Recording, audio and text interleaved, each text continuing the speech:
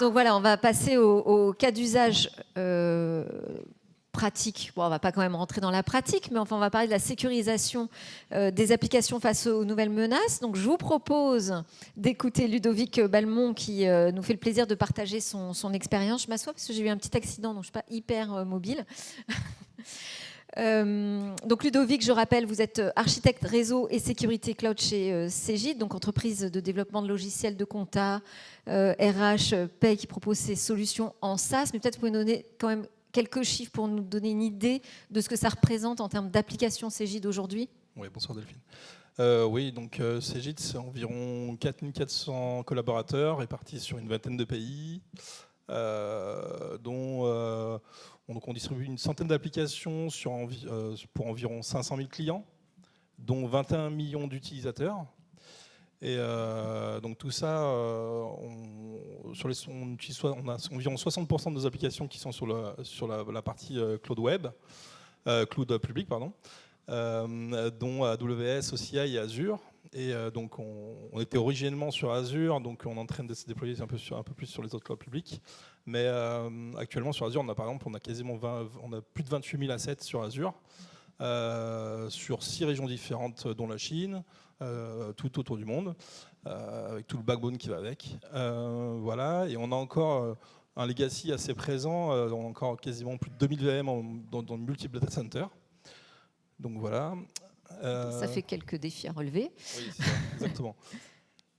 Alors, à un moment, vous apercevez que bon, la donne est en train de changer. Expliquez-nous simplement le contexte. À quel moment vous vous dites, bon, là, il faut que je revoie ma stratégie en matière de sécurité?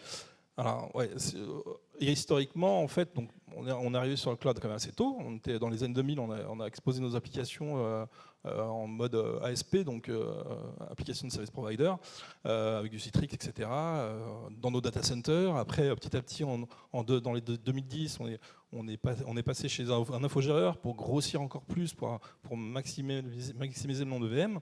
Donc petit à petit, on est arrivé en fait sur le cloud public. Et là, on est arrivé sur le cloud public en 2017. Et on arrivait comme assez tard, finalement, parce que le cloud public a commencé quand même dans les années 2013-2014.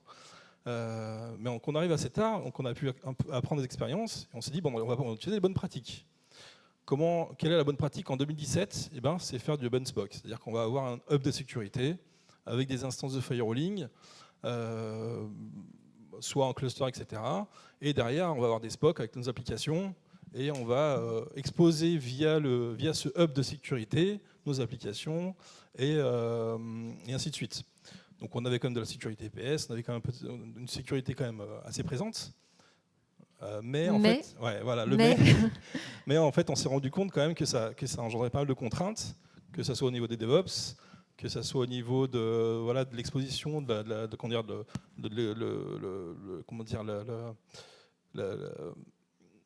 la défense en profondeur, c'est-à-dire qu'on ne pouvait pas non plus analyser totalement les applications. Et ensuite, en fait, ça apportait aussi beaucoup de contraintes parce que les applications devaient être connectées à ce hub. Et on s'est retrouvé avec des acquisitions, des personnes qui connaissaient pas trop cette technologie, etc. Donc, ils faisaient un peu leur sauce de leur côté. On s'est retrouvé en fait avec plein de morceaux d'applications morcelés dans leur coin, etc. Dans des morceaux de cloud, etc. Donc là, on s'est quand même, là en 2000, après post-Covid, on a commencé à se poser des questions, on se dit bon, il faudra qu'on fasse quelque chose là-dessus. Et là, vous décidez quoi alors ?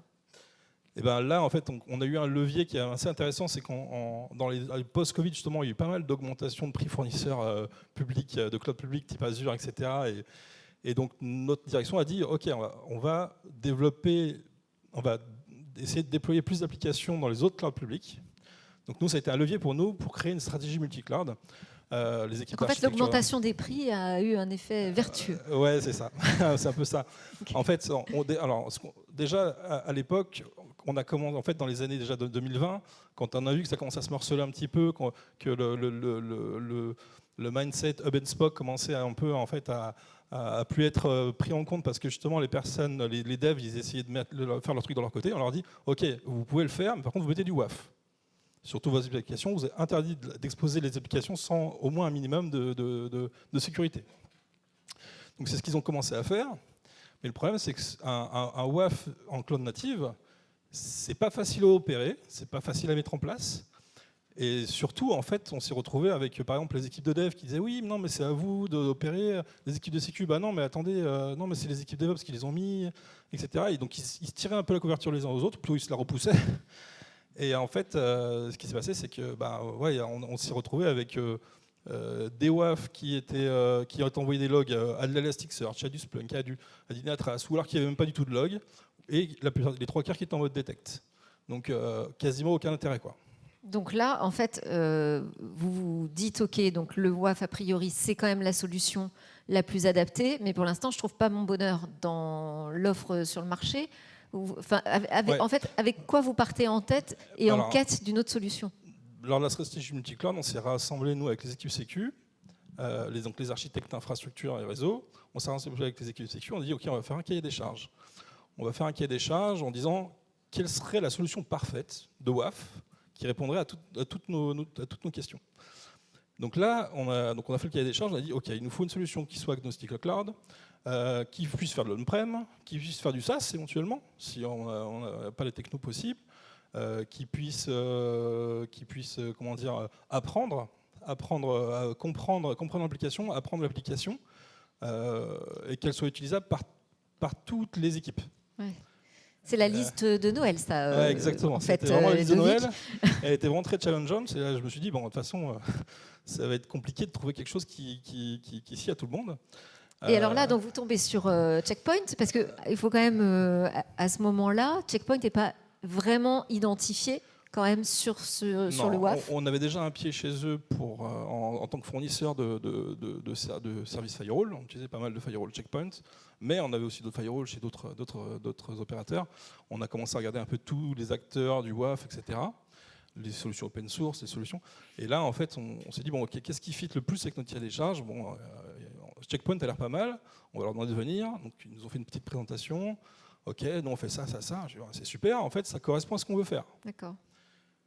Donc là, en fait, on a découlé, on a dit, bon, on va faire un POC en 2024 avec Checkpoint. Donc, on a une application qui était en cours de dev. On a dit, cette application peut être très, très, très intéressante à mettre derrière un WAF Checkpoint pour déjà comprendre comment ça fonctionne. Alors, ce qui vous séduit en particulier sur cette solution, parce que vous avez dit un petit peu, on a fait notre liste de courses et tout ça, mais est-ce qu'il y a vraiment des critères qui ont été décisifs? Oui, en fait, il y a un des critères dont je n'ai pas parlé, mais qui était en fait un des plus gros critères, c'était qu'il fallait qu'il soit infra as code. Pourquoi? Parce que toutes nos équipes de dev, en fait, nos équipes de DevOps plutôt, elles déploient toutes les applications, et ça depuis des années et des années. Avant c'était avec des scripts PowerShell, maintenant c'est tout en Terraform avec Ansible, etc. Donc des outils d'infra as code. Et en fait, à part l'exposition qui se faisait par le hub de sécurité, qui était elle manuelle par les équipes réseau. Donc là, ce qui s'est passé, c'est qu'on a pu redescendre avec le WAF Checkpoints. Avec l'infra as code, en fait, on a pu redescendre. Et justement, c'était un des points importants qu'on a exposé à Checkpoint en disant faut qu'on puisse faire de l'infra as code. On a dit OK, nous normalement on sait le faire. Donc on a commencé le POC. Donc là, on s'est retrouvé quand même avec pas mal. Parce que je pense qu'on était pionniers quand même sur la solution. Comment ça s'est passé ce déploiement justement du POC et comment vous avez travaillé ou pas avec d'ailleurs les équipes de Checkpoint à ce moment-là? Ouais, donc on a pu être accompagné par des solutions architectes qui étaient vraiment très, très, très, très bien parce qu'en fait on a pris d'abord des critères d'acceptance, etc. On a fait vraiment un cahier des charges en disant OK, quel est le but du POC, quel deadline on se met et quel résultat on attend. Donc déjà c'était quand même vraiment important de bien cerner les résultats qu'on attendait et en disant voilà, l'infra as code c'est sine qua non. Donc on a lancé le projet et donc on s'est retrouvé quand même avec pas mal de soucis sur l'infra as code. Il y a les API qui répondaient pas bien ou même pas qui répondaient pas bien, mais ça buguait, ça plantait. Donc en fait ce qui m'a vraiment surpris, c'est qu'on a directement pu remonter les problèmes à la R&D, au project management, etc. Et ils ont quasiment résolu les problèmes dans les heures qui suivaient, quoi. Donc ça a été très très réactif. Et franchement, ça a été je vois les sourires au premier rang, là, ils sont contents. Non, mais franchement, rarement, en fait, un POC, finalement, c'est pas si mal passé parce que ils ont répondu à la demande, et en fait, malgré qu'on était quand même assez... voilà, c'était pas un petit truc qu'on faisait, on voulait vraiment, après, pouvoir passer en prod le truc. Donc on s'est dit, en fait, on va faire vraiment un POC to prod. Il faut qu'on puisse, le POC ensuite, se dire, OK, on le laisse en place, et on peut passer en prod, quoi. Donc on est vraiment allé jusqu'au bout des choses, et donc avec les équipes R&D, etc., on a résolu tous les petits problèmes qui restaient, et on a pu exploiter la solution à la fin. Et aujourd'hui, avec un petit peu plus de recul, quels sont les bénéfices que vous voyez de la mise en place de la solution? Eh ben, en fait, clairement, moi, Ce qui vous le plaît le plus, quoi. Ouais, en Ouais. fait, moi, j'en ai discuté pas mal avec les DevOps, et j'ai eu des DevOps qui sont revenus vers moi en disant, franchement, c'est royal. Pourquoi? Parce qu'il y a, en fait, on a sur la partie WAF Checkpoint, il y a une décorrélation de la configuration et de l'exploitation directement des WAF. Donc en fait, on a un portail unique. On se connecte en SSO dessus, donc en single sign-on dessus. Donc les équipes de dev, les équipes de R&D et les équipes DevOps ont leurs propres droits dessus. Elles voient toutes les mêmes choses et toutes les mêmes logs. Et en fait, elles peuvent discuter entre elles justement des problèmes qu'il peut y avoir, etc. Et en fait, vraiment, elles peuvent travailler vraiment la main dans la main. Alors qu'avant, elles se battaient un peu le truc. Maintenant, justement, elles travaillent plus ensemble, et ça change vraiment la donne, quoi.